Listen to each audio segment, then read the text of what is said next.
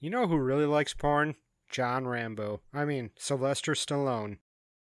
Oh, my wife did ask. She said, he's pretty attractive in this movie. I'm like, yeah, it's probably right after he's the Italian Stallion. She's like, what? He did porn? And I was like, yes? You didn't know this? And since I don't know if it was for this movie or the other movie, he did porn to fund one of the movies. This one or the punchy movie, Rocky. I thought you were talking Over the Top. There's a lot of punching in that movie. That was slightly after this.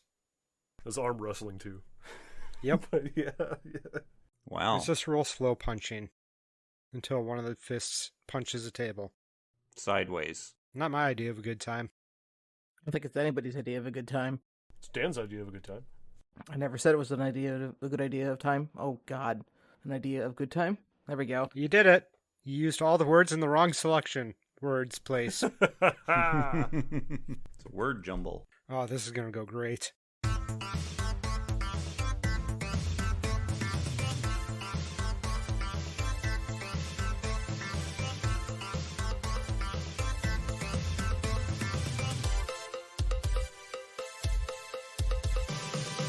Hey, I'm Joe. I'm Ken. I'm Andrew. And I'm Dan. And we're the Rewinders podcast, rewinding movies to see if they hold up. And this time, we took to the woods and stole somebody's puppies and didn't give them back by watching Rambo First Blood. We only took the puppies and they did not want to go back. We took them and they were happy in the forest with us. Were we supposed to watch Benji? Nope. So you're saying we didn't drive them up to a farm up in the country to visit Grandma and Grandpa or anything crazy? No, we walked them up to that mine shaft and fed them a boar haunch. God, he only ate Perfect. 1/4 of that boar.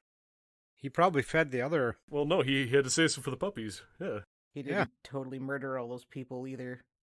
Or what? Wait. We watched Rambo, so you don't have to wait. So you get to know how many people you killed correctly. Yeah. And how many indirectly? I say, we really need to debate how many people he actually killed in this movie. One, and by accident. I say, did I don't he kill even that think person? That was he Or was that the kill pilot? guy. Was it himself? Exactly. It's up for debate, but it doesn't matter because the cops don't care. Did the wind kill, what's his name? Kobe, in a helicopter? No, guys. Rambo did not kill that man.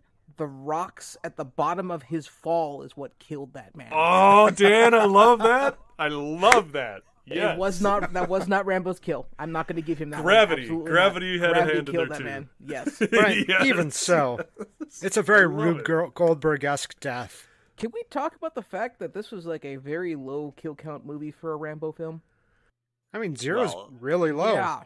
That's why I laughed when you said last time you wanted to do a drinking game, because I was like, I wonder how long it's been since you've seen the first one. This isn't the first film.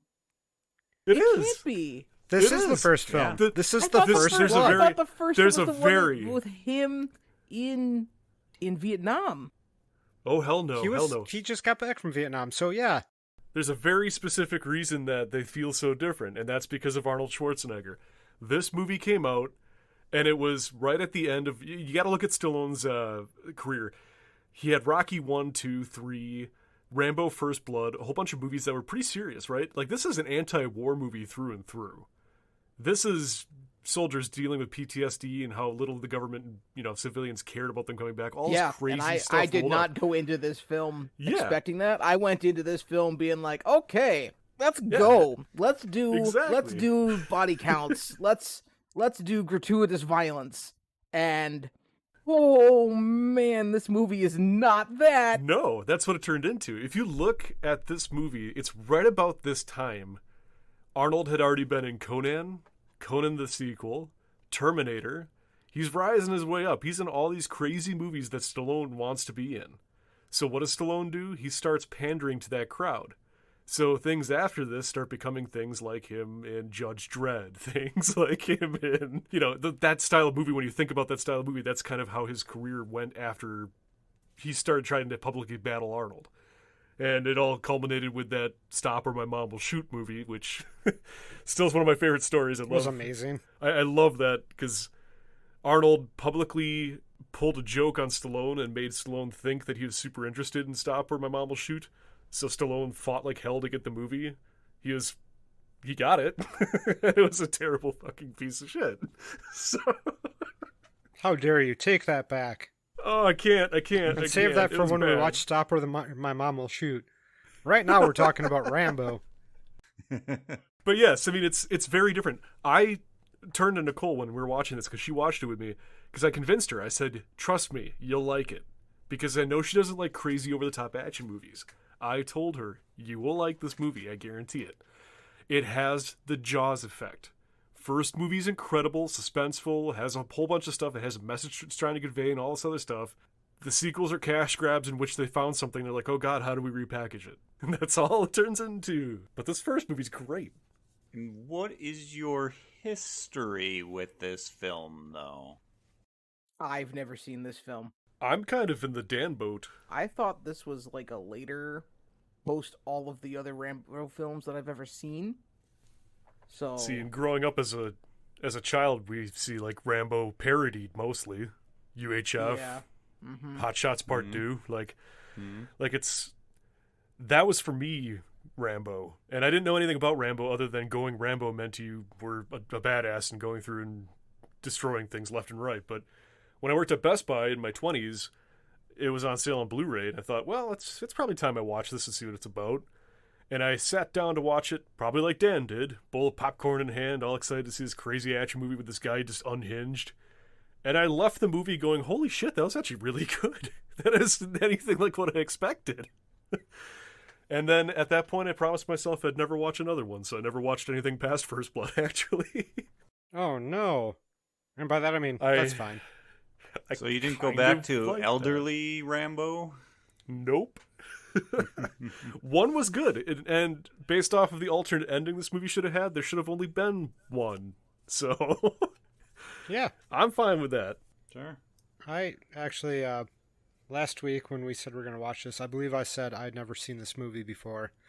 And that mostly holds true. I did actually see the part where he jumps on a boar with a knife and carries off the haunch, and also the part where he shoots Transformers. I'm pretty sure I saw those at the same time as if I sat down and watched this in succession. But I have a feeling it was like on TV or something, and there was commercials, and I just was unable to get into the narrative of the movie just because, you just jumped into it, but also it's so hard to get into any sort of narrative that's kind of muddy like this when there's chock full of stupid commercials. Corporate America sure knows how to turn a good story into just a disgusting pile of trash simply by inserting commercials in the middle of their stuff. Uh-huh. Use your product placements like a good old-fashioned capitalist. Come on. Face the soda out, say your tagline, and then start shooting people. I'm even better with the Truman Show style of commercials. Oh, that's pretty good, though. Just write them into your movie. Anyway. I love that movie. Yeah, I still will maintain that I never actually seen this movie because I only saw a very small chunk of it. And honestly didn't understand what was going on. We being the royal we, have we done Truman Show? No, that's too new. Yeah, it's middle late 90s again. Is it? God. That's 98. Wow. I thought that was earlier. Okay, fine. We should review the 1992 Walt Disney classic Newsies starring Christian Bale. Ken, oh, no. Sooner or later, I guess maybe Awesome. if I can get a copy that I don't have to subscribe to Disney Plus to get. I will send you my copy. My backup copy, that is. I have so many theater friends that I could just... In terms of Rambo, though. Yeah. Returning to Rambo. I'm trying to remember. Joe, did you do Cocoon? No, but I'd like to. Oh, Wilford Brimley at his best. But here, I went in expecting that I had never seen this. And I'll say about like 80% of this I haven't seen. But then I'm watching the police station get shot up. And I'm like, this is very familiar. So I'm pretty sure I've seen the end to this once or twice, but that's about it. And I can definitively lay down why this doesn't have a history with me. And that's because my father is a Vietnam War vet. He, guarantee you, wanted nothing to do with this movie. And I'd agree. Yeah. Oh, yeah. Now the later versions where it's popcorn, watching Rambo in the jungle just mowing people down, he watched Hell yeah, America, those. right? Exactly. Yeah. Those were in the wheelhouse, but this was saying something too close to home for my father, and I think that's why I was not able to develop a history with this film. I completely forgot you said you hadn't seen this. So I was excited to see some fresh perspective onto what someone from the 80s primarily thought of it. But no, that's a good point. I've often wondered with this film specifically, and then Jacob's Ladder, kind of like how Vietnam vets take those two movies and how well received they really are. Because they're both interesting movies that have a lot to say about Vietnam. So Sure. So Jacob's Ladder, I haven't I even myself experienced, and so I wasn't able to have a conversation with my father about that film. Now, Full Metal Jacket is another story. That's another one, yes. That's another Vietnam era film where my father would watch the first half and then walk out of the second half. And that's because he felt the first half of that film portrayed things fairly accurately, and then he hated the message of the second half, which that's fine. Yeah. That's totally fair. So interestingly enough, after watching this movie, I just sat there. I was like, God, I really wonder how people who went through that conflict felt about this movie. I started Googling for a good half hour to an hour, just trying to find anything about what people would say about that. And obviously corporate America has flooded the internet with various stuff that isn't helpful for that kind of research. However, there was a lot of blog posts as well about how America had lied to the American people about what was happening in Vietnam. And really, there was nothing that I could find quickly, and by quickly I mean within an hour, how vets actually felt about this movie. So I'd be interested in hearing about that if you know anyone, or if Joe's dad finally watches it and wants to talk about it, or if that's even an option. Sorry. I've had many discussions with my father about Vietnam, and it's always a person-to-person discussion. And throughout my life, it's mostly been not much that I get out of him on it, and no problem with that. It wasn't until recently did he open up about more things about it with me, and I assume that's also because I am a veteran myself, so I must have gained some sort of veteran clout, and that he trusts to say things about his experience to me. Yeah, and honestly, I was hoping that the end of this movie would have prompted people to talk about their experiences, right? Instead of bottling up and not wanting to talk about it at all. Considering that's what it's talking about. Right. It's the fact that there's no safe place to do that. Yeah. And you might be right. It might just be one-on-one stories that people tell to each other and hold them safely, where they still just, this is what's happening, but they don't necessarily want the truths to be out there for everyone to know about them. They don't want those stories, those things that they've done or had to go through to define who they are as a person now that they're back in an actual real world office job type situation. Not real world, everyday world. And it's definitely makes you stop and think, at least, whether or not the depictions are accurate of what was happening on screen is up in the air. Still, it's good to get that conversation out there, and I'm sorry that I jumped right on the gun there. Where would we even shove that in? Things I like? Exactly. Do we even know what this movie is about yet? No, we don't. I'm trying not to say stuff too. I'm sitting over here as well. I can jump right in and do a quick summation. And we have John Rambo, who is walking the earth basically to make connections with his former, I'll say, peers in the military that he served with in Vietnam. we get a window into one of those trips where he makes it to someone's home, but he made it too late because Agent Orange basically killed him. They say a rather perfect nod to him that in the end he may have basically gotten home, but Vietnam still killed him in the end. It was written way better than how I just said it, and just the mood of the opening few minutes is just, it's a mood, man. It rough. Sure as hell is. And for those unaware, I know we have Google and you can do it, but Agent Orange, a brief submission is just U.S. military was looking for ways to not continuously have to napalm the jungles to try to find people and take down enemy camps, so they looked into agriculture and our fine boys in the USA to develop a pesticide that would essentially kill trees but then allow them to regrow after a certain amount of time.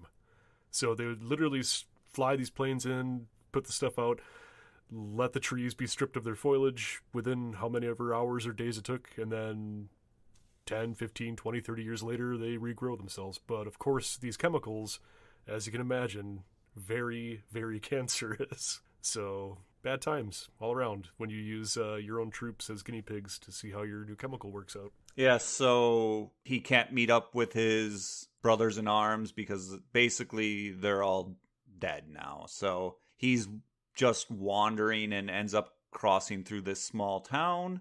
Small town sheriff doesn't like... He doesn't like vagrants. He just calls him a transient.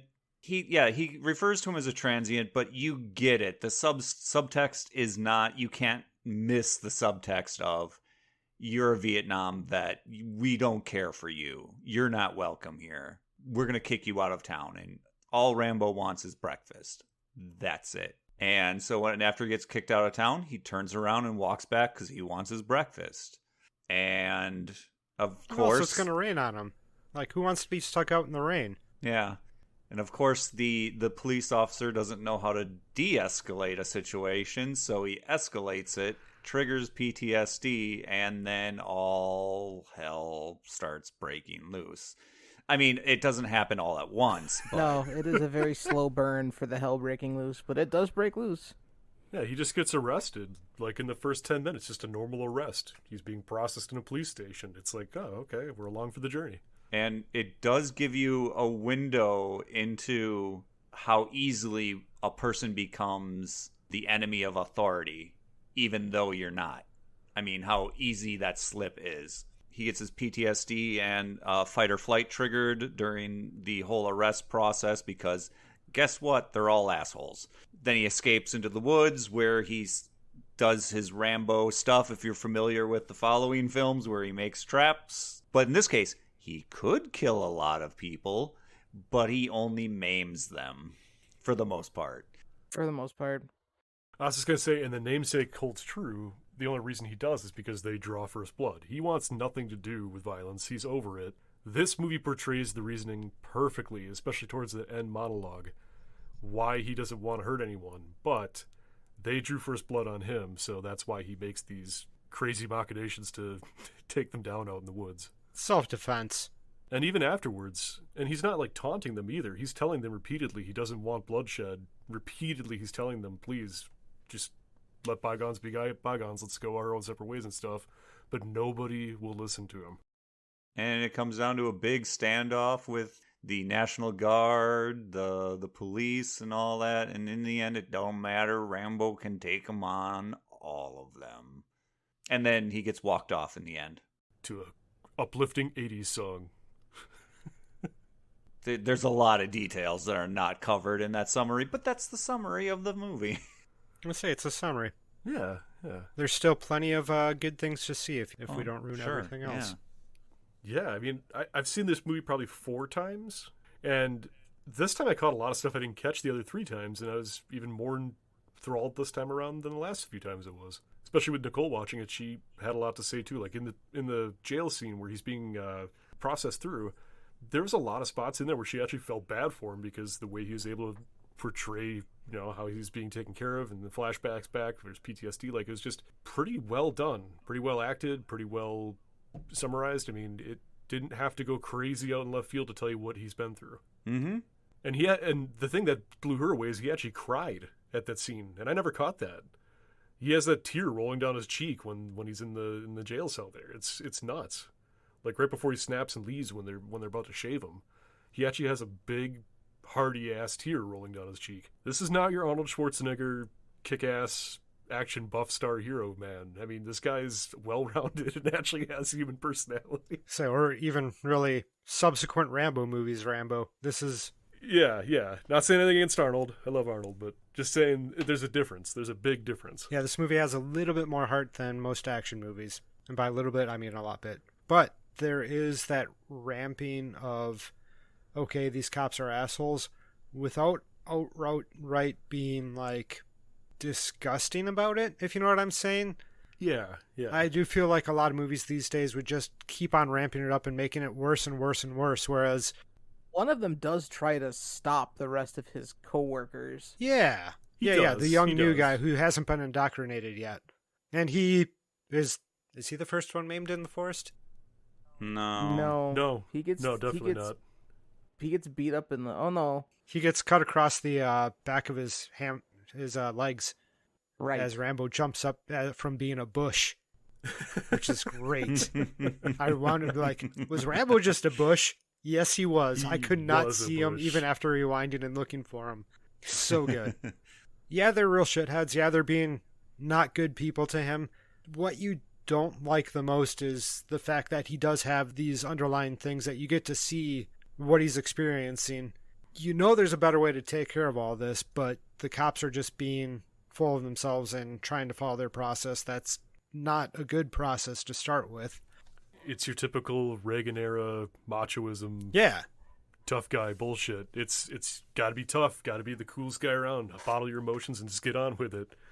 Which disgusting. Is, again, more depressing why the second one changed so much from what I hear. So you get to have that dichotomy of people going against each other, that one side's trying to do their job a little bit too macho-y, and one side's trying to just live their life on also a little too macho-y. Like, he didn't have to turn around and go back. He defiantly turned around and went back towards that town. Like, you can't tell me what to do, which, to be fair, is his right.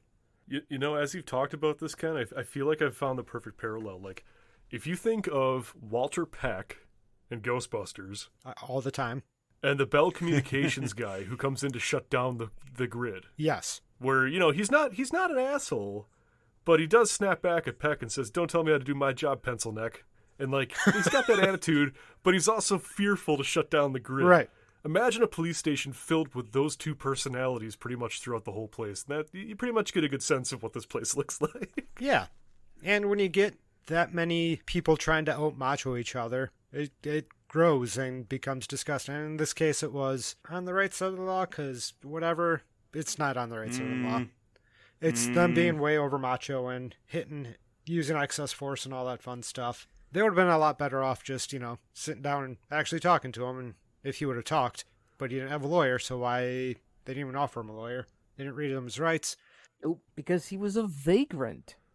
Vagrants don't get rights. Right. And they're going to pop him in front of the judge at 10 a.m. the next morning, which is... It's the fastest turnaround, yeah. My God, the turnaround of the criminal justice system. They got nothing going on in that town. Apparently. Clearly. Yeah. Well, I also wrote that I was like, wow, one police officer stopping another police officer from shooting someone running away from them in public. I was like, wow. How times have changed. That's the good old days right there. Right. Oh, God. Oh, no. No. How depressing is that? That's really depressing. That is. But it's worth mentioning. Yeah. I mean, the ire against the police in this is really stored up in two characters, that character Galt and the character Teasel, I think his name was. Teasel.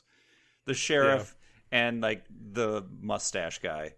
And I mean, they took care of Galt pretty quickly, so we didn't have to deal with him for long. I mean, Teasel, again, is just can't take that he's being one-upped. And that's the whole thing. It has nothing to do with the law. It never had anything to do with the law. I felt like the movie came in with a hammer saying, here's the bad guys. Bam. And it's like, oh, you forgot these are the bad guys? Let's hit you again with it. They're an asshole. Okay. After a while, you're like, I don't care that Galt died. I don't. He just was an asshole. Correct. Do I care that most of those officers got hurt? No, they were all assholes or standing by watching assholes beat on people. Ding ding. In custody. That's the big thing. So they're assholes too by proxy for letting that happen. Even the farmer guy with the dog. He's trained his dogs to be this violent and angry. He's clearly not being good to these dogs. He's making comments about how they can eat while walking. Yeah. Yeah, he's sitting there joking about it. I mean, it's the ones that get by all right are the National Guard because they just make them look like doofuses. Yeah, well, they're only Which there is for the fine. weekend. It is the National Guard. To your guys' point, I think one of the most powerful lines in the whole damn movie is when he's talking about getting Rambo his way. Sorry, the sheriff. And, oh my god, what is his name? I forgot his name already. Colonel, I can't remember Colonel, his name yeah. now. But yeah, Rambo's old colonel basically says that doesn't sit well with a badge on your chest. Like, he calls him out point blank, saying that it's for revenge purposes and his own selfishness versus actually being a police officer and upholding the law. That was a great line. Troutman? Is that his name? It could be something like that. Troutman. Troutman? Yes. Ooh, Yeah, Trout. Troutman. I have it written somewhere in my notes. I've been looking for it. I just can't. He was just a big trout in a uniform. Yes. That explains a lot. Going, That's why he's at a bar so much. He's thirsty. Yeah, he came back in other movies too. It's pretty amazing of an opening. Like you said, he just escapes, goes out in the woods. You get a kind of a nice little car chase, and then what happens? He pretty much, 5 minutes after getting off the motorcycle, injures himself pretty severely. Mm-hmm. He falls and really tears up his arm pretty bad. That was cool to see in an action movie with a big hunky action man. Gets injured. He actually he actually had time to bleed. Yeah. He sat down and he bled, and it was a damn He good. sewed himself up Yeah, those were some good effects with his too. Rambo knife. I actually really enjoyed those effects. They were pretty good. I was curious how they made him bleed water like that. No, he just cut his arm. They just sewed it right up He's on in character. It's okay. right on stage. I mean, it's not like you can't see the prosthetic later in another shot where he moves his arm and the prosthetic I flops don't open. look for these things. I'm too busy suspending my disbelief. Dan, stop ruining the magic. I will ruin the magic as much as I possibly can. You're never going to be invited back to Disney ever again.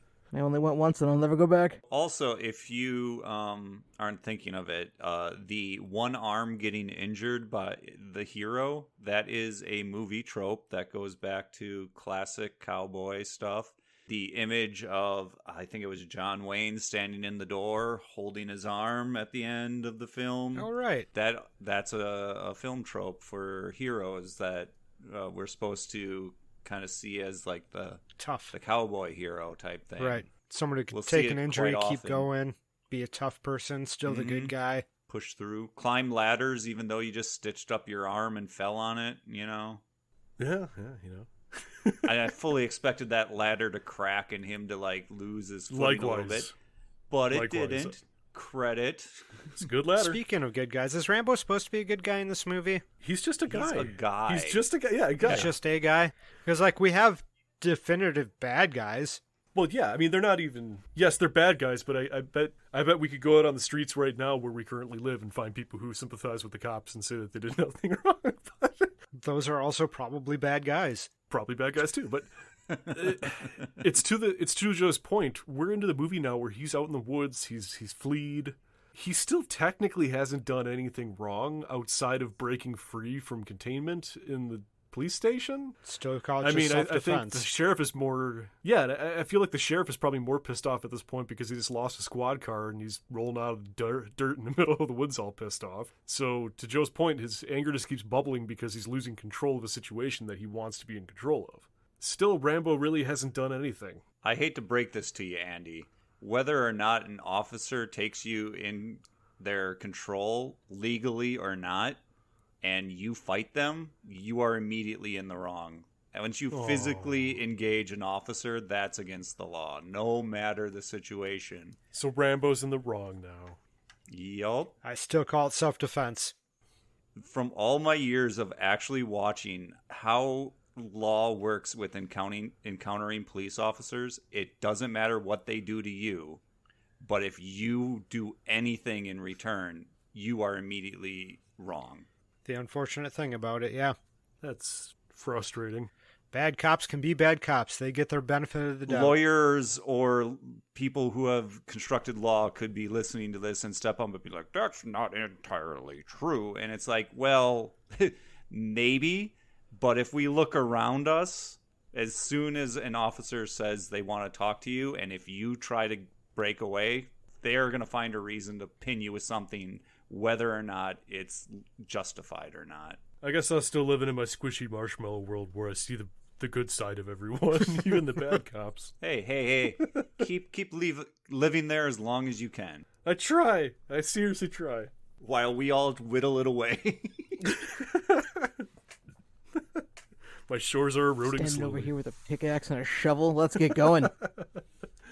So yeah, smelly cop man. He's so riled up that he's willing to waste everybody's time and energy and resources and taxpayer money by bringing in a whirlybird to even look for him. Hey, I at least like the fact that the guy who flew the helicopter said, "Fuck this, I'm out," and never came back. Yes, absolutely. So much respect for that guy. He should have said that a lot sooner. However, He should have, but I mean, I get it. That guy threatened his life, and he did have a gun, even though it was a big rifle, and he would have a hard time shooting the pilot with that big rifle. Let alone if he shot the pilot, he'd still die. yeah, Yeah. I'm pretty sure 80s helicopters didn't have automatic landing technology, No, they couldn't even battle thermal drafts. It's okay. which is the true murderer of, what's his name? The one true Gravel voice. Galt. It would be thermal drafts. Thermal drafts killed Galt. Mother Nature. Okay, guys, I just had the craziest idea. Oh? Galt versus Commissioner Gordon. Battle Royale over who has the crazy ass voice. Commissioner Gordon from Tim Burton's Batman. Remember? He's always got the cigar hanging out of his mouth. I'm gonna start a new category in my brain personally for actors who have super gravelly voices for their characters, and those two are at the top of my list. And Christian Bale Batman. No, he doesn't even come close. These two guys, it's like they were gurgling mouthwash and smoking a pack of cigarettes and had rocks in their throat while they talked. It's crazy. Now, what would it have sound like if they used the city PA system? Oh no. Oh, no. I was amazed. I'm like, this town has a PA system that the police have? Downtown Nina does. Play music on it. It's not the whole town. Like, the whole town, they're like, hey, everybody go inside and stay inside. And they did. Now, imagine saying that in downtown Nina. You're going to end up with at least 50 people telling you to fuck off. You can't tell me what to do. I'm not wearing a mask. We also don't have the terrorist police department chasing us down with their cars. On the same note as that town it was, Hope. It was actually Hope, British Columbia, not wherever they were supposed to be, Colorado or whatever. Washington. Oh, yeah, Washington. That's it, because he was going to Portland. You're going the wrong way. I was like, how small of a town is this really? Because they have 3 gas stations in a row and a Dairy Queen. Apparently that town only has 6,000 people as of like 2016.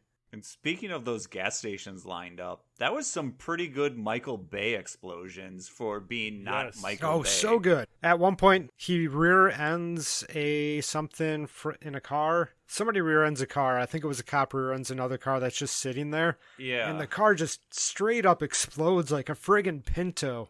It could have been a Pinto. I didn't rewind, but I Cars- just assumed it was. Cars don't explode like that. They don't explode like that unless they have, explosive devices in them. Yeah, or they're a Pinto where they have a misplaced bolt that presses against the gas tank, causing a spark and causes the car to go up in flames. It still doesn't explode quite like that, but a lot more so than other cars. When the whole dealership goes up, it was good time. Yeah. I mean, that's at least 2 movies where they're parodied if it was in fact a Pinto in this movie. So it's a thing. I especially liked when when the firefighters are trying to put out the fire at the gas station. Like, it's too hot. I can't get any closer. Okay, I believe you. That looks like it's a pretty hot fire. Yeah, it's got 2 columns of fire coming out from where the tanks were. It was really cool looking. Yeah, no, that looked hot as hell. Like it definitely set the scene. It looked amazing. And another thing that looked amazing is the forest. Literally the entire thing. I love the setting of this movie. It is so lush. It is so vibrant. It is so enjoyable. Mm-hmm.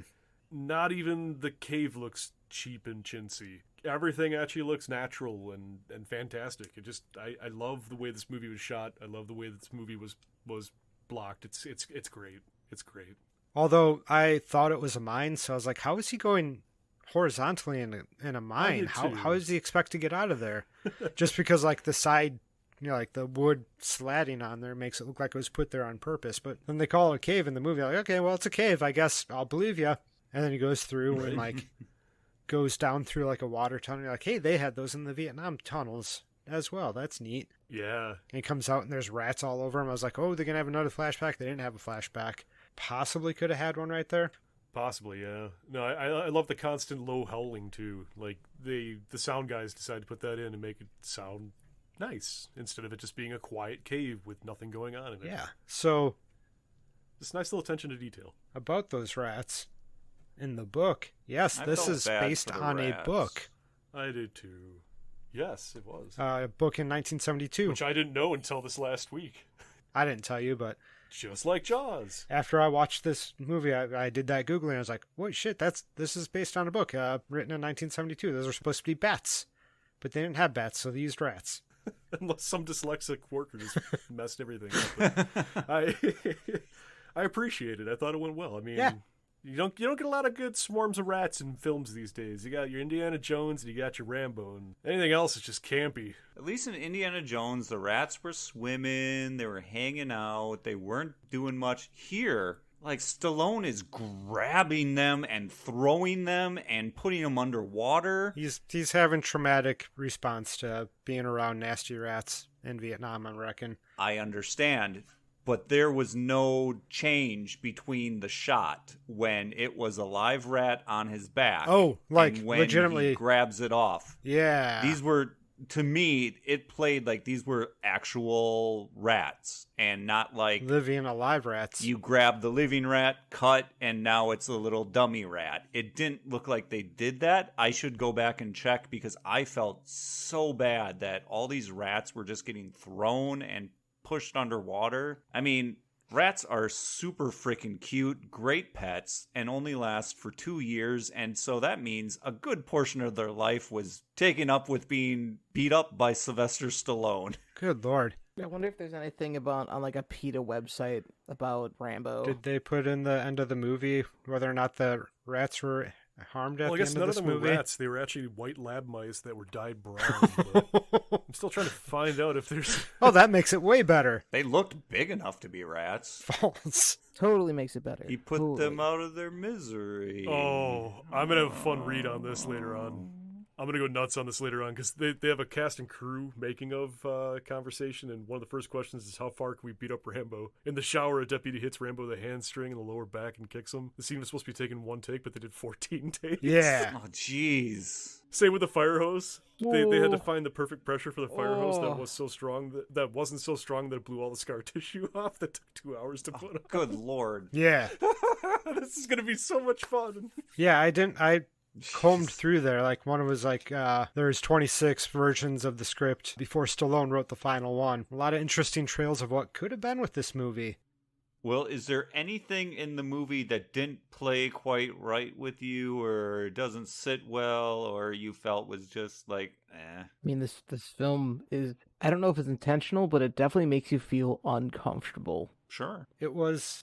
But I don't know if I could really say that's a dislike. I could say that it's a like as well. I so, like, dislike being uncomfortable. However, this movie did it in a way that I enjoyed. That's a weird in between. Like, yep. less Like, there are movies that go out of their way to make you feel uncomfortable and, hey, this is gross and these people are awful. And I have stopped watching movies because of that. This movie, I did not even consider turning off because of it. I just was like, all right, well, Rambo's going to get his comeuppance pretty soon here. And, oh, he doesn't kill him because better man, I guess. I felt very uncomfortable towards the end with the monologue, but uncomfortable in a way that made me feel good. Like, I would rank that probably up there in like number 2 or number 3 of movie monologues that actually made me feel something versus it just being a monologue. I don't know what was different about this viewing, but it just hit me in a different way. It hit me in a different light. Like, that was a really, really, really powerful ending. For sure. Yeah. His break at the end was good. It was portrayed very well. That story about the 59 Chevy and just, oh man, just everything about it. Everything about that story. And it really nails the rest of the movie home. Like, it could have ended in so many different ways. And honestly, I feel like that's almost a negative in my book. Because it feels almost too preachy, a little bit too on the nose. I don't know. I really liked the canceled ending. For those unaware, massive spoiler alert, but the original ending was supposed to follow the book in which Troutman was actually supposed to kill Rambo. It was a perfect ending of, you made me, you have to be the one to kill me. I can't reintegrate into society. I can't be part of society.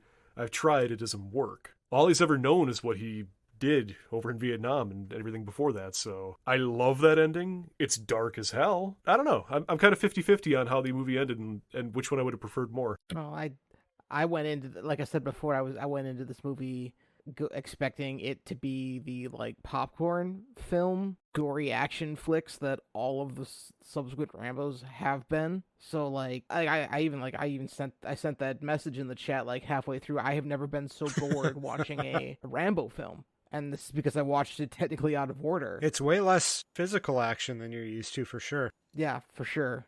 But like that, and that being said, like now that I've had a couple of days to like digest what I watched, like it's poignant. Even now. It was back then, but like it's still kind of a big deal the way that John, his whole break, like plays Realistically, out. look at it. How many decades did it take before PTSD was actually recognized as something that was real? It's still not in any way, shape, or form actually taken care of in the way it should be, but it was shell shock before. It was largely considered fake at the time of this movie. It was something that they didn't actually think was a real thing. I mean, like many other situations with soldiers, it takes decades for anyone to move on it, to give the soldiers help. And that's because money. Politicians love sending people to war, but they hate paying for what happens to people when they come back. Time again. Yeah. Like 9/11. 9/11, exactly. Like, it took Jon Stewart, it took a comedian to actually jump in and lend a hand to try to get them to have rights for the rest of their lives. For all the first responders that went in and contracted cancer and all these other medical issues afterwards. Yeah. The government hates its people, but they love to use them, like you said. As being a Gulf War veteran myself, I did not experience the same type of treatment that, say, Vietnam vets got. I can guarantee you to my teeth that so many civilians who claim to support the troops, once they're done saying, I support the troops, that's as far as it goes. 100%. They may toss a few bucks at some foundation once, maybe twice. There was a thing not too long ago, a few years, where they're like, oh, we're going to put blue lights on our porches so that vets who are in need know that we'll help. Bullshit. I remember that. It's the same as tying a ribbon to a tree. It's the best of intentions, but it doesn't go anywhere.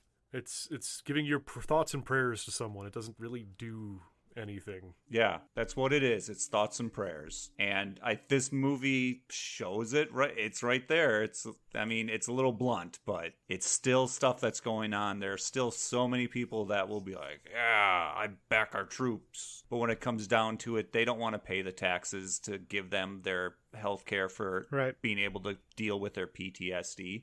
They would just rather much send them to prison and let them sit in there. That's what we do with mental health crises these days. Yeah, it's amazing that they think of prison as being a better choice than mental health. One person's a freeloader, the other person's a scoundrel, I guess. And in their brains, nope. Out of sight, out of mind. The conversations I've had with certain people in my own life. Even it just comes down to anybody that threatens what they do or anybody that threatens their money really is a scoundrel, and that's all that they really see. Correct. You'll support anyone and everyone, but the second that somebody in some way, shape, or form could possibly impact even $1 out of your paycheck, then they're just the worst people, the salt of the earth, and they need to be eliminated in some way, shape, or form. So I guess what I don't like about this movie is the bourgeoisie. The small town bourgeoisie. For me, it's just that so many of the themes here are still existent. So much of this stuff should have been taken care of already. I was going to say that earlier. It's depressing how many decades have passed since this film came out, and there's so many things that are still relevant. It's like we had all this time to get our shit together, and nobody tried. I'm sure there's people who did try, but it obviously didn't go anywhere like usual. Well, people taking a look at the cops in this movie and being like, they have some pretty sound practices. Maybe we should try doing that for ourselves. Yeah. No, Ken. No. Sometimes it feels that way. It's not true. The cops do not have sound practices. I will go on record as saying that. I am going on record as saying that. It's been recorded. But they had Christmas lights. They have Christmas lights on their police station. It's a Christmas movie. When they go to book him, it's got a sign that says Merry Christmas, but Mary only has one R. Ooh, I love it. I love it. Yeah, Nicole turned to me and she's like, "Is this a Christmas movie?" And I'm like, "It is now." She got so upset that she outed it. Yeah. How about that? So, has anyone's opinion of this film changed since the last time or the early times that they've seen this? I'd say I only appreciate it more every time I watch it. I don't think I'm going to watch it again, but as is, I'd say it's a pretty good film. I'm a little bit upset at myself for passing this movie off as just another Rambo movie and not giving it a chance to see it sooner. Because I really enjoy this movie. That's what makes it so hard for me to actually consider that there are additional Rambo movies. Like, this is the one I saw. Lucky me. I got to see the first one first. It suffers, the sequels probably suffer the same thing as Jurassic Park, as Ghostbusters, as Jaws. Like I was saying Jaws earlier, yeah, same thing. They all do really well. They all have a story to tell. They all have a start and a stop. They all have their moral lessons that they spend the entire movie talking about. And at the end, they reach the conclusion of their moral lessons, and then the movie companies say, "Okay, what's next? Because we need to make more money off this." Yeah, we got to do another one. We have and a license. They miss the point of the movie being what it is, and they just decide to continue having dinosaurs attack people because, well, what else are we going to do with dinosaurs? I mean, Universal's not going to sit on a cash cow like Jurassic Park and let the license expire. They're going to make something. It's all too often the case. Well, it'll be a totally new story because they did just button all of the loose threads of Jurassic and Kingdom. I don't even know what they could technically call it. So if they do make something else, it's not going to be anything Crichton or even Crichton. I was at Universal like last month and walked through Jurassic World area, and the places where they're serving alcohol are called the Isla New Bar, NU-BAR, and I appreciate that. So at least something good came from that movie. Yeah, for me, this film was a surprise because, one, I never saw the whole thing, and two, more or less growing up knowing Rambo as the stupid film blowing up jungles with bows and arrows and senseless violence. Doesn't even shoot a bow and arrow. This is with explosive ones. Well, not in this movie. Yeah, not in this one. Yeah, to have something that actually says something, that actually makes a commentary that at least had far reaches in my lifetime. You know, it's a worthy thing to sit in front of and take in and pay attention to. Although, like, I feel like Dan, I'm not so sure how or if I'll return to it because it's kind of like, I guess, a Grave of the Fireflies kind of thing. You know, it's not nearly the same as Grave of the Fireflies. It's not something you're going to seek out for entertainment per se. I move this one more into the art category. To me, it feels like this movie is what the Rambo series should end on, with him going out and just absolutely obliterating all of his enemies, and then have him come home and get shit on by society and lose it. I feel like this movie is, even though it was technically the first movie, it is out of place with the rest of the films, subsequent films. That's not this film's fault. No, it's not. It's the production company decided to make Rambo an action star. Well, you can blame Mr. Universe for that. You can blame Mr. Universe. Well, I can also imagine producers not being too keen about American war heroes fighting Americans in America. Yeah, that's one of the big things. I saw that online mentioned a lot, that the biggest thing that really surprises people when they sit down to watch this movie is that it takes place in America. That's one of the biggest things that surprises everybody, I guess. The fight is in small town USA. It's nuts. I mean, again, it's still very relevant. Just maybe not in the exact same ways, but how it's manifested in the film and how kind of reality manifests itself today. It still speaks to an audience today. I think this film stands up. Hell yeah, it does.